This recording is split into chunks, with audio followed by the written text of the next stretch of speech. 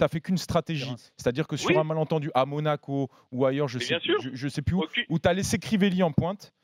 Tu as fait la muraille de Chine derrière et puis tu as envoyé des longs ballons en espérant, sur un coup de pied arrêté, essayer de gagner le match. Tu as réussi à prendre des points comme ça. Je crois que tu avais pris 7 points en 3 journées. Et sur la journée où il fallait faire la différence à domicile, ils ont fait du jeu et ils ont gagné 3-1, là, ce fameux match dont je te parle. Là, ils ont joué. Et là, donc du coup, ils se sont dit, bah attends, il nous manque un point. On a été bon à chaque fois qu'on a bétonné, on a réussi à prendre des points. Et c'est peut-être c'est peut-être cette idée-là qu'ils ont voulu mettre en avant. Malheureusement, même au niveau des réactions, trop tard, j'ai pas vu une équipe qui avait envie d'aller chercher la victoire, même dans les 20-25 dernières minutes. Ils le savaient que Dijon menait. Regardez juste une chose. Vous regardez la première, j'ai regardé la première mi-temps et j'ai regardé la deuxième mi-temps. Quand on joue à 2 devant, il y a quand même des choses beaucoup mieux. C'était la deuxième mi-temps. Mais c'est pas ça, Sébastien. La clé aussi, c'est le positionnement de Farge sur le terrain. En première mi-temps, il était beaucoup trop bas. En seconde mi-temps, quand il remonte un petit peu plus près de ses attaquants, tu sens qu'il y a plus de liens dans le jeu. C'est surtout, Sébastien, on est d'accord. Le fait que tu descendes en Ligue 2, tu le joues. C'est pas que ce soir. Non. C'est pas que sur le match de ce soir. Mais franchement, mais il y a un truc, c'est qu'il y a ce qui s'est passé l'été dernier au sein du club. C'est la clé. Mais même, après, il faut dire ce qui est. La question de l'entraîneur, des deux entraîneurs. Pas important ça. Bien sûr que c'est important. Comment tu peux dire que c'est pas important? Parce que le truc capital, le point capital, tu l'as souvelé, c'est la gestion du club depuis les 12 mois.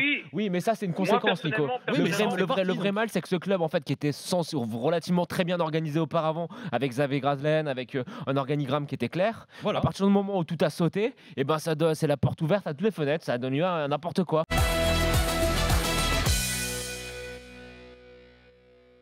Au niveau fatigue physique, on a l'avantage déjà sur eux. Écoute, Lens, franchement, pour les avoir vus pas mal de fois cette année, c'est une équipe qui est chanceuse. C'est une équipe qui a été chanceuse d'être en barrage. C'est une équipe qui a été chanceuse sur ces 2 barrages. C'est une équipe qui a un entraîneur qui est la plus grosse surcote, je pense, du paysage des entraîneurs français, en la personne de Philippe Montagnier. La saison, tu vas demander à tous les supporters lensois. Ils ont taille des shorts gratuits.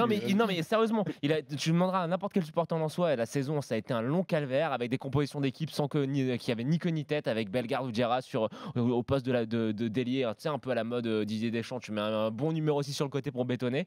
Après, donc voilà, qui propose pas grand-chose. En termes de jeu, il faut repasser. Après, ce qu'ils ont pour eux, c'est que physiquement, c'est une équipe qui a une très forte densité physique, qui a quelques beaux gabarits et que dans le combat, il y a des joueurs qui sont là.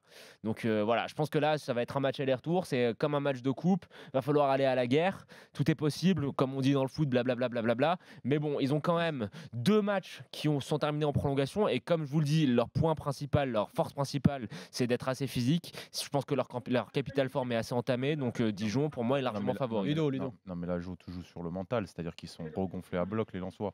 C'est-à-dire qu'ils passent le premier tour. Tu joues aussi, Poulet. Ils passent le premier tour. Nous aussi, parce que peut-être vous aussi. Mais c'est pour ça que ça va donner. C'est pour ça que ça va donner une belle confrontation. Mais ne sous-estimez pas la forme physique des Lensois, parce qu'avec le mental, tu sais que tu peux, bien sûr, la fatigue physique, les prolongations, ce que tu veux. Mais c'est le cerveau. C'est le cerveau qui commande au corps. Donc là, ils sont remontés comme des pendules. Ils viennent de passer 2 étapes avec. En plus, ils ont été à 3 gagnés à 10 contre 11 quand même sur pendant un moment. Ils ont fini à 10 aussi, les Troyens. Ils ont joué pendant un moment à 10.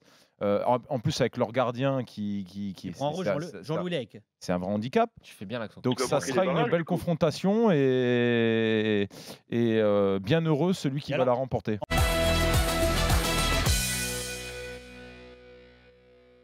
C'est que c'est très très chaud.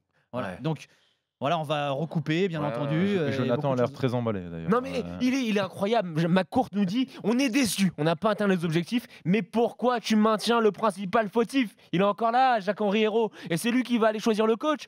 Je suis désolé, non mais ça a ni queue ni tête. Non, le principal fautif c'est Jacques-Henri Hérault, et ça a ni queue ni tête, ce club, l'organisation sportive n'a ni queue ni tête. Et quand je vois André Villas-Boas, je n'ai rien contre lui, mais André Villas-Boas, de la même manière que le jour où Rudy Garcia est arrivé à Marseille, j'ai dit, ça ne va pas coller. Parce qu'il y a un problème de personnalité. Et Rudy Garcia, ça va faire comme Mitchell, parce que c'est un peu les mêmes. Mitchell et Garcia, on s'est rendu compte que très vite, c'était les mêmes. Et ben moi, je le sens pas, Boas. Je vois pas sa personnalité en adéquation avec le contexte marseillais. Je te parle pas de compétences tactiques, je te parle pas de compétences en termes de management, mais de compétences d'adéquation en termes de personnalité.